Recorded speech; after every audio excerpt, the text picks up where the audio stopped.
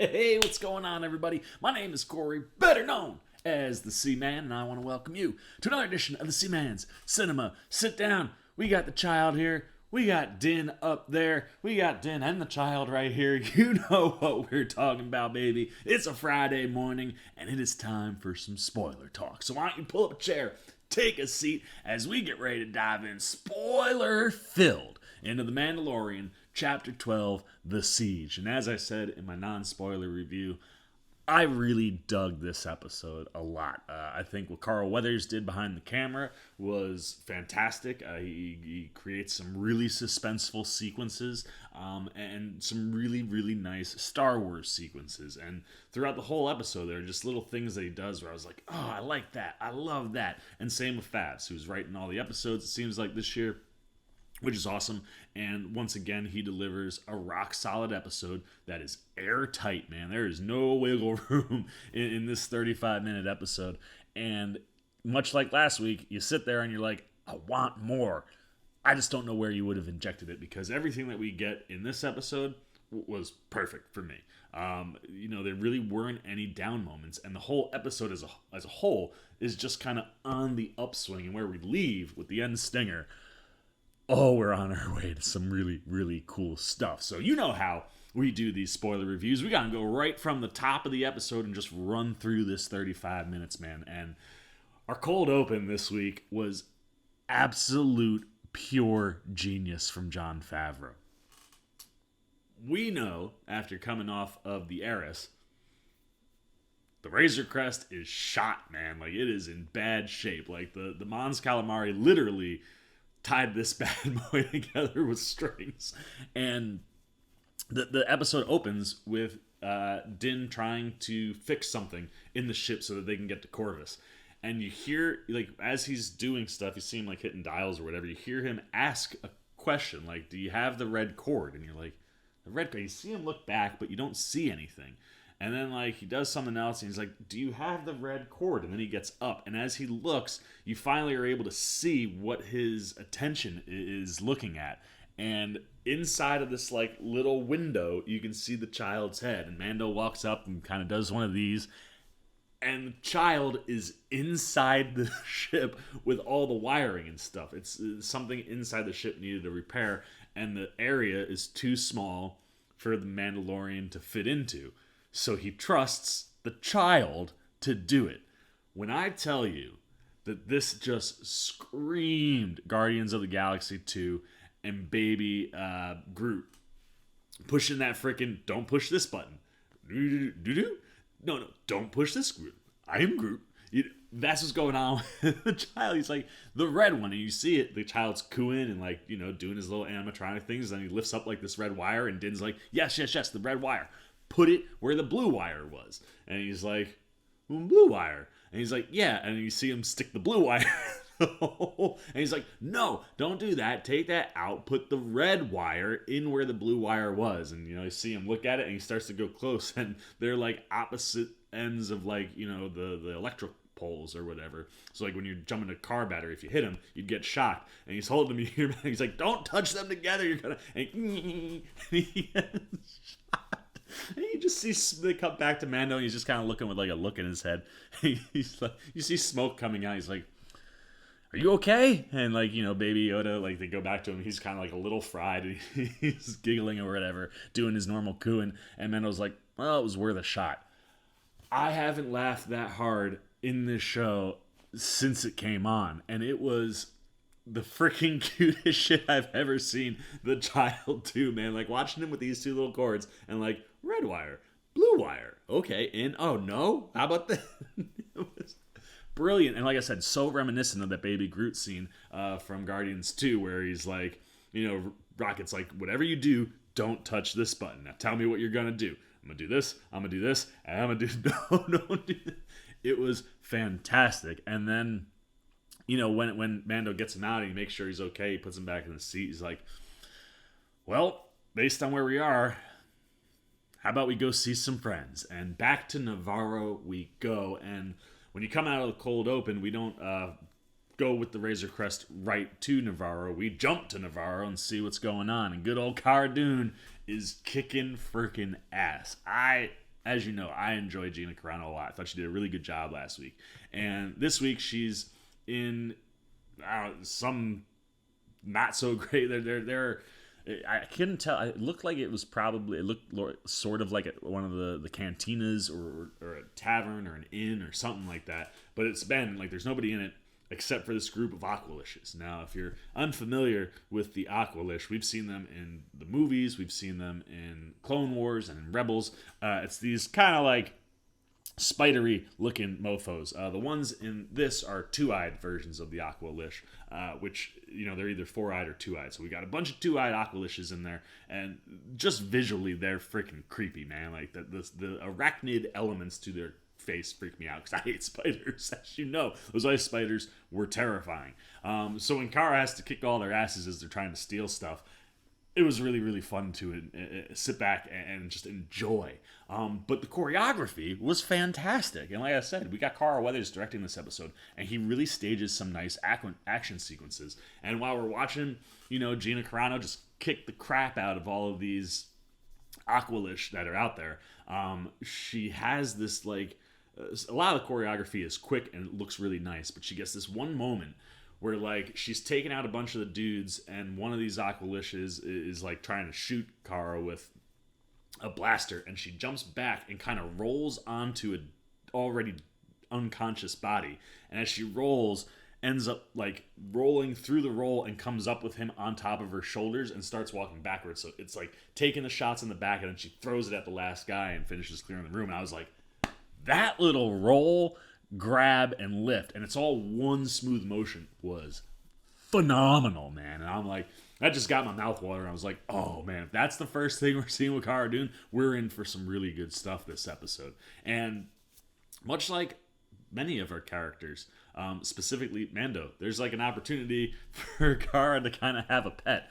There is like a rodent of some kind in the bar, and after the Aqualish were gonna kill it, like when she shows up, they're like about to cut this thing's head off, so she saves it, and she's like, and it jumps up on her and is like giving her kisses. It was freaking weird and funny and adorable, and you're like, oh man, that's like really cute. And she's like, don't worry, like, you're not gonna get eaten now, you're safe, little buddy. And she puts him down, and he keeps like squawking and squeaking, so she throws him some food, and you're like, oh man, that careful, Cara, you feed the wild animals and you're going to end up with a sidekick.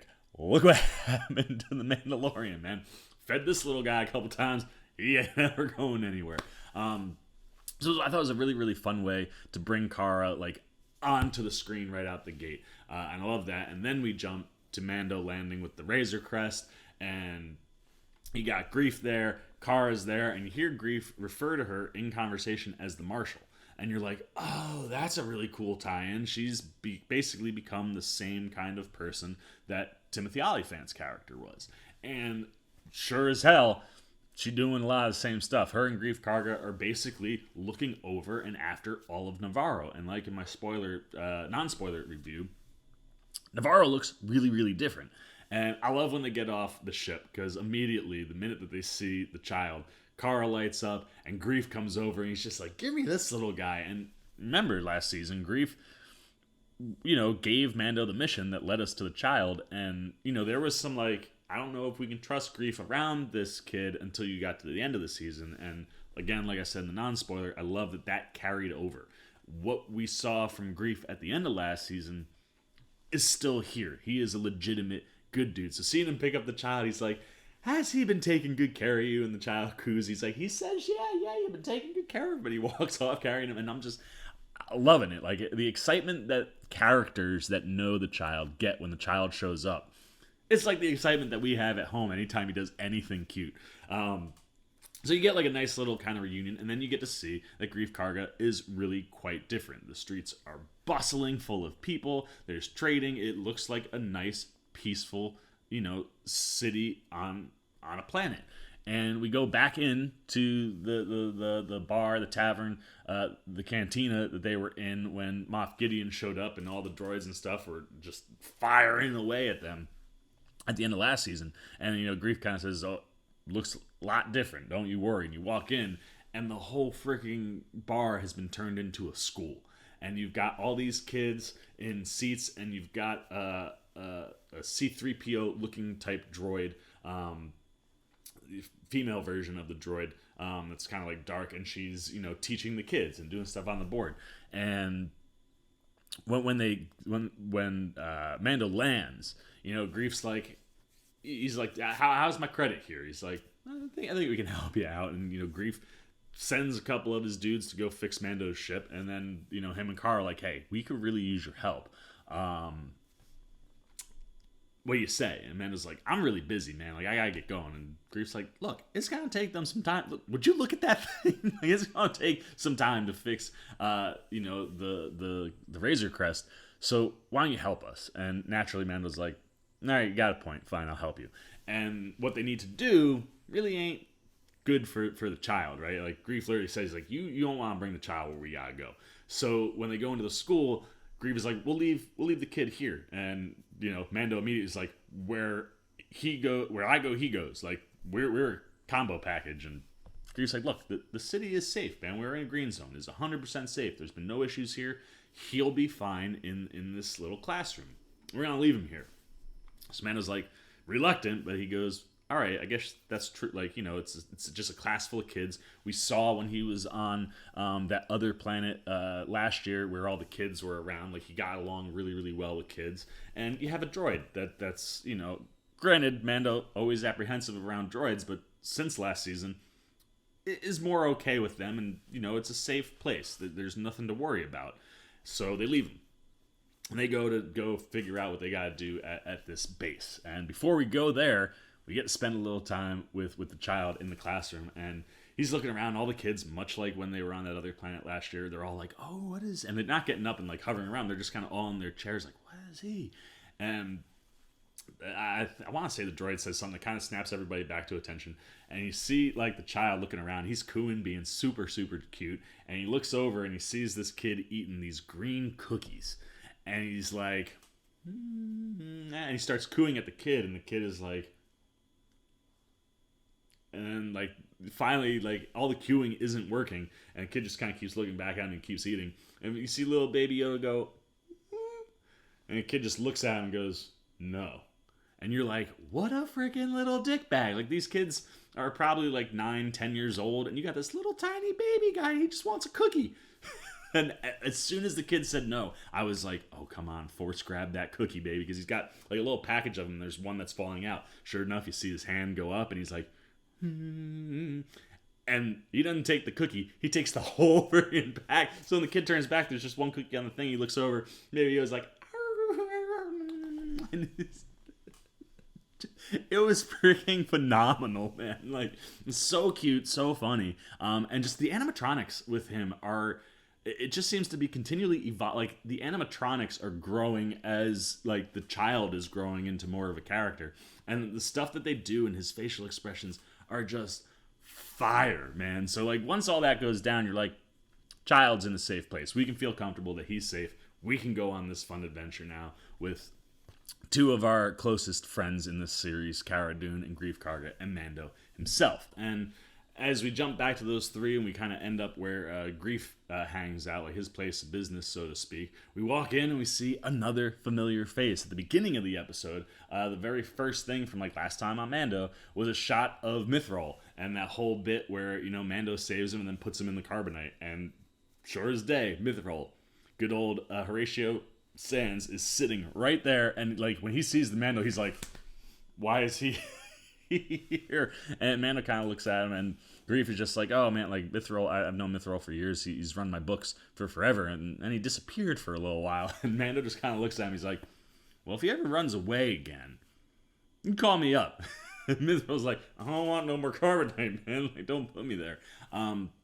Basically, they just kind of lay out everything for Mando. There is a secret Empire base that is on Navaro, and like Cara pulls up like a map, and she's like, you can see this is the green sector. Everything here is green, but this one red area, there seems to be like a skeleton crew of stormtroopers, and it's clearly an Empire base of some kind, which means there's probably all sorts of weaponry in there that the black market would love to get their hands on. And a season ago, prior to hanging out with Mando, Grief probably would have ransacked that place and sold all that stuff on the black market. But now he's a legitimate businessman, and him and Cara are overlooking Navaro.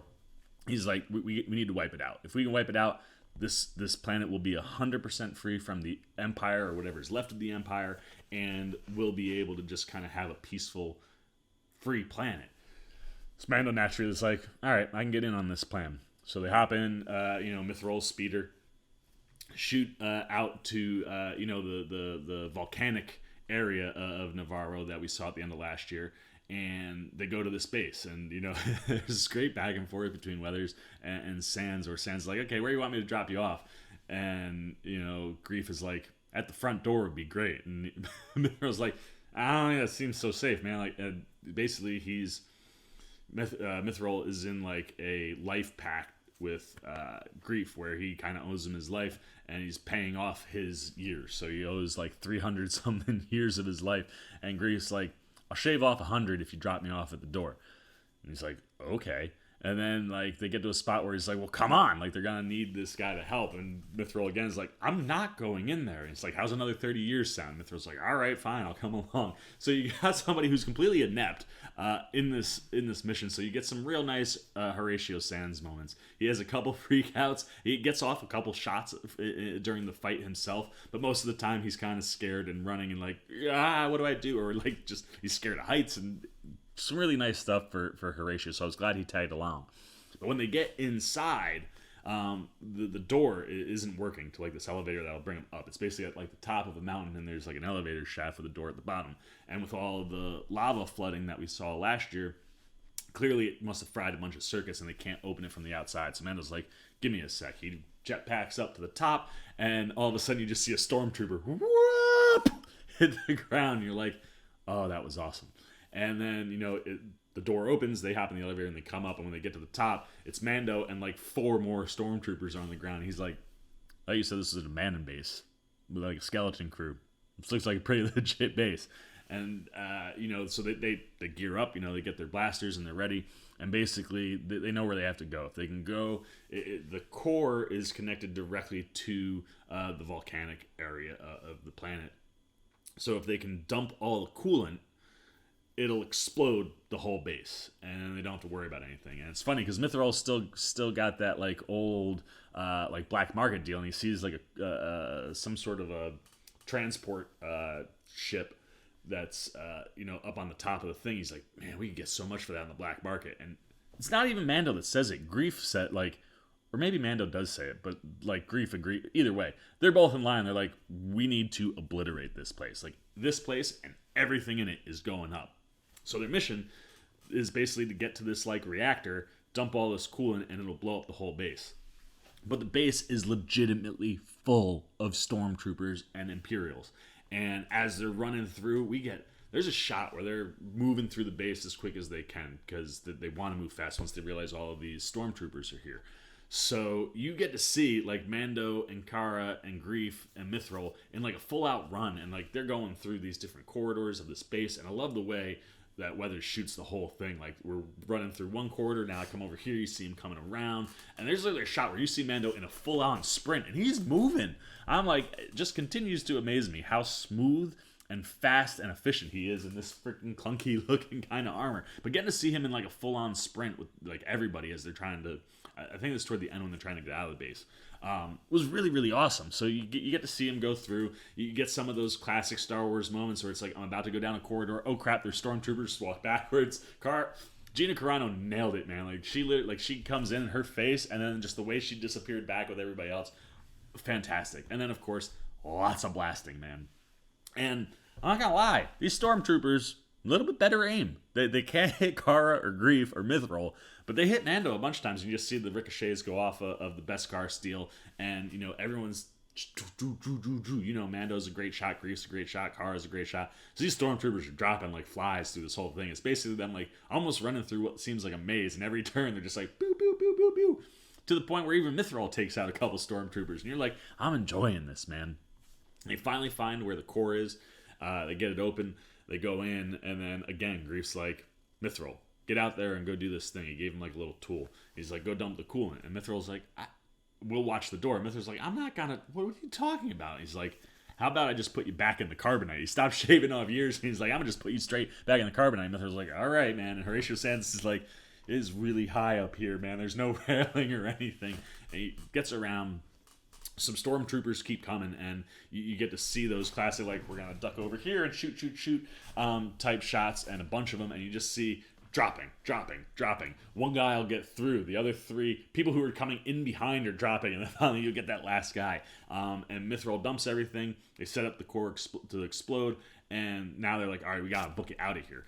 And as they're booking it out of there, they come across this room where we see 2 Imperials. And I gotta say, another thing I didn't mention last week, the casting on the Imperial crews and crew members has been really, really good. Just from the physical look to the minor deliveries that the Imperial soldiers are, giving in these episodes. They're like classic Imperials, man. Like the 2 pilots last week,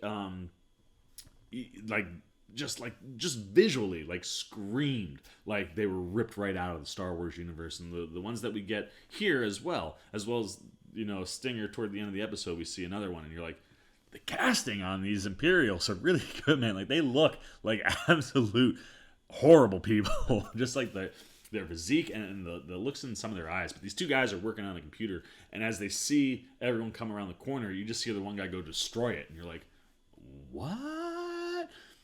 Sure enough, boom, boom, boom, boom. They take those guys out, and they go, and Cara hits some things, and they're able to pull up like a message to see what's going on. Because when they turn, you see like tanks in the wall, and each tank has a body in it.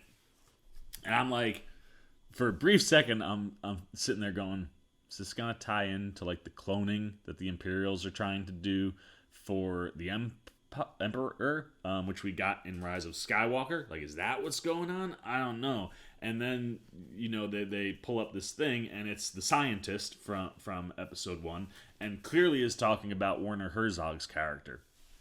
And you hear him talking about subjects and blood with a high M count, which clearly is midichlorian count. And then he even references, like, it's not working, he didn't have enough. And he's like, the child was so small, I could only take a small amount of his blood, so the amount that we have is very minute because I would have killed him otherwise. And, like, it's one of those scenes where they shoot to Mando when he says it, and, like, he's got his helmet on, so you can't see anything, and his eyes, like, light up. And speaking of his helmet, going back to the beginning of the episode when he's like, should we go see some friends to the child? And go back to Navaro, and child's drinking tea after he gets electrocuted, and you see Mando almost take off. He just lifts it. You don't see anything, but it's enough where he can get his hand in the cup under so he can drink the tea. I was like, I hate that Pedro won't take his helmet off. I respect that he won't. But it was like a nice little kind of thing that they do.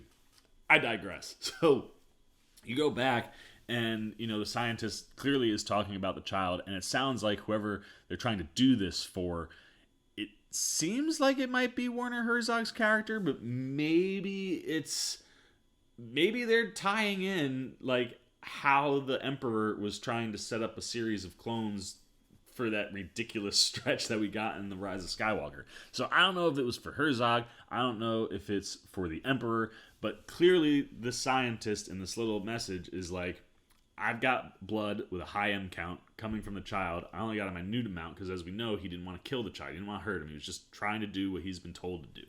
But because they have such a small amount, these tests aren't working. And it seems like they're clones, and they seem to be failing. And you're just like, damn, I'm really interested to see where Favreau's going to take this element of the story.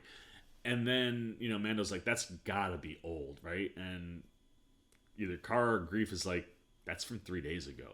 And they were mentioning Moff Gideon. And you're just like, Mando's like, Moff Gideon's dead. Like, that's got to be an old recording. And they're like, that's from 3 days ago. And it's like, if that's from 3 days ago, and Moff Gideon's alive, I got to get the child.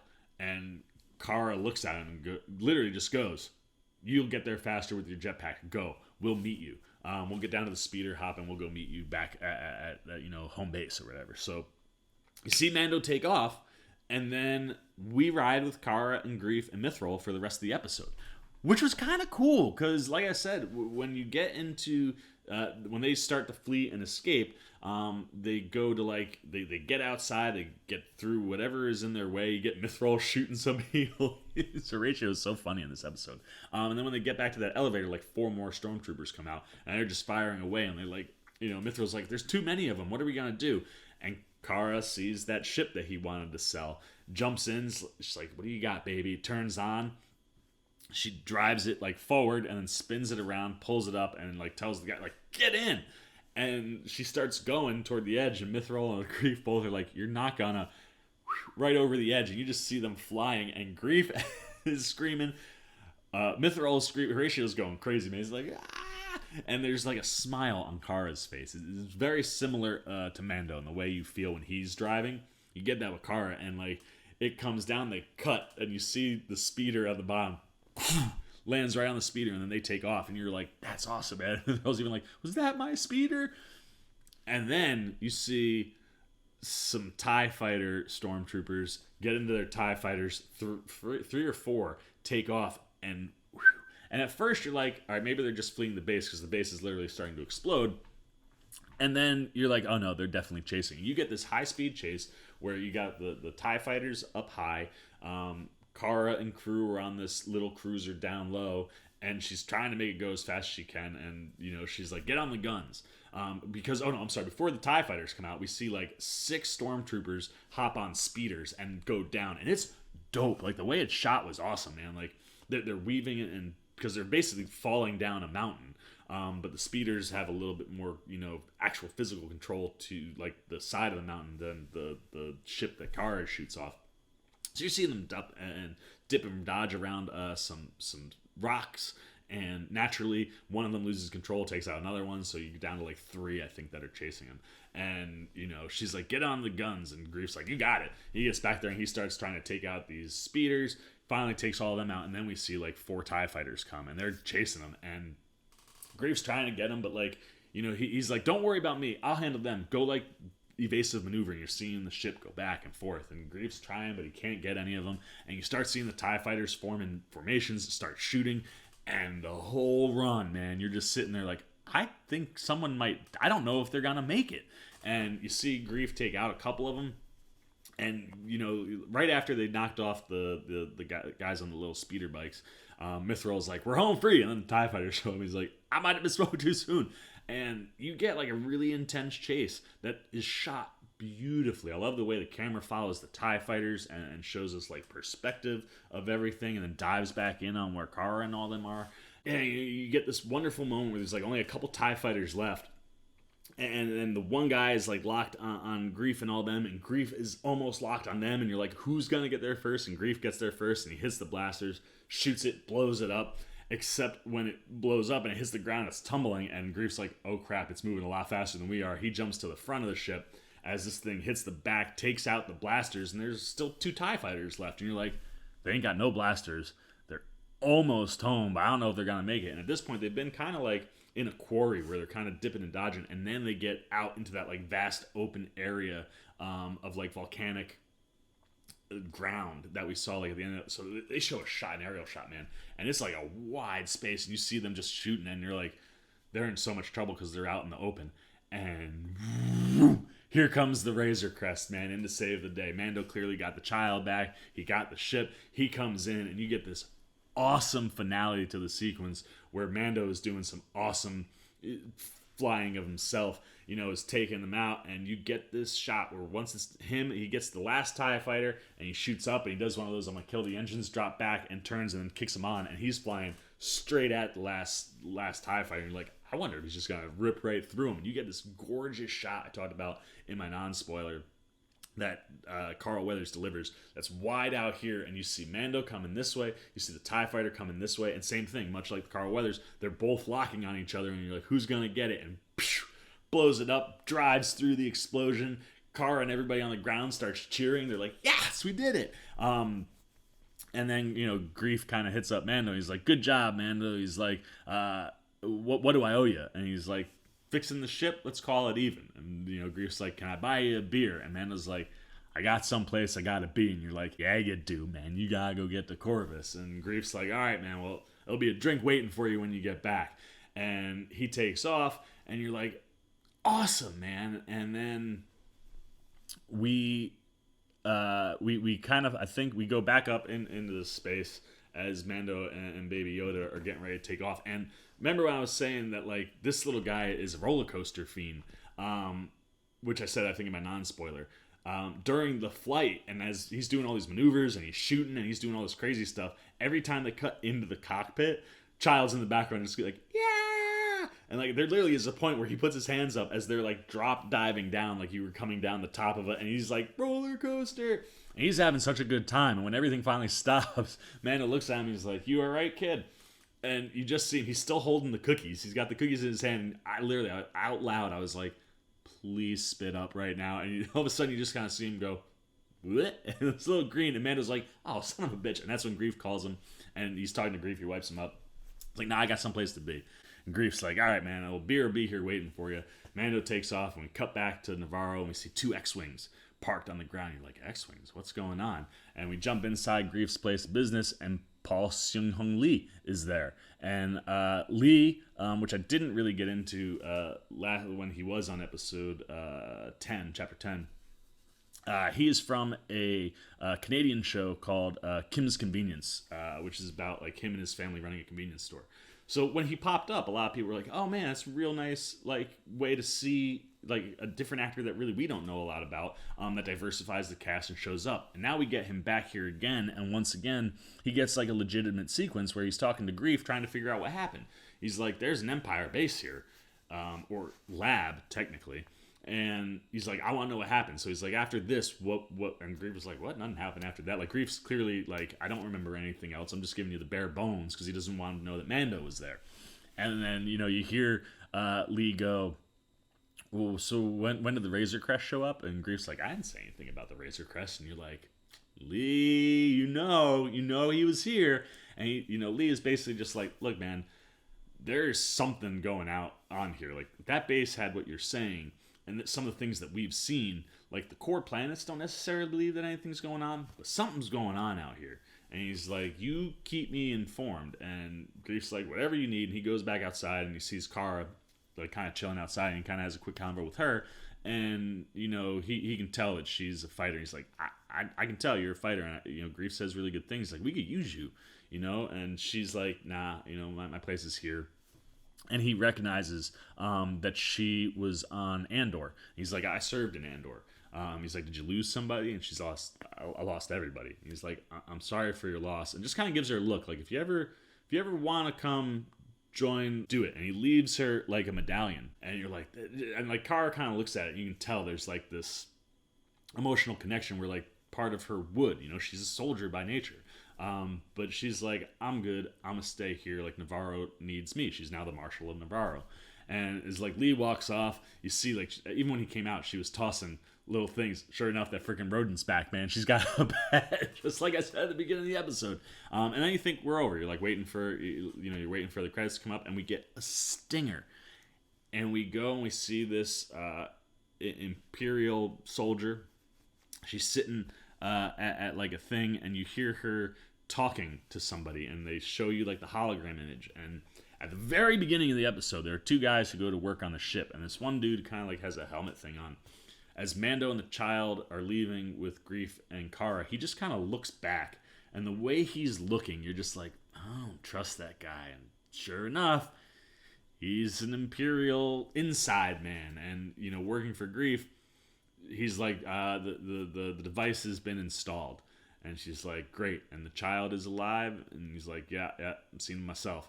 And you see her walk, and she goes, and the door opens, and there's Moff Gideon.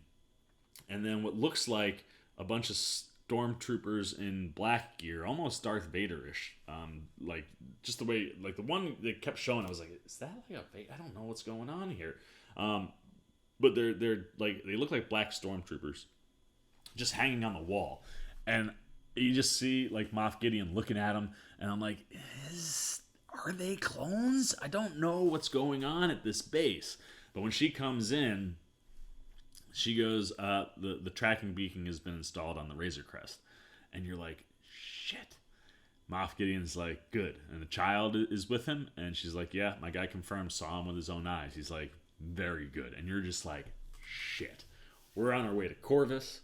The Empire's got a tracking beacon on where Mando is. They know the child is with him.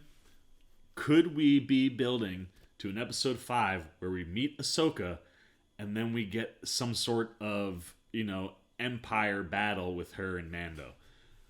That's my wish list for next week. I want to see this storyline collide with the story next week.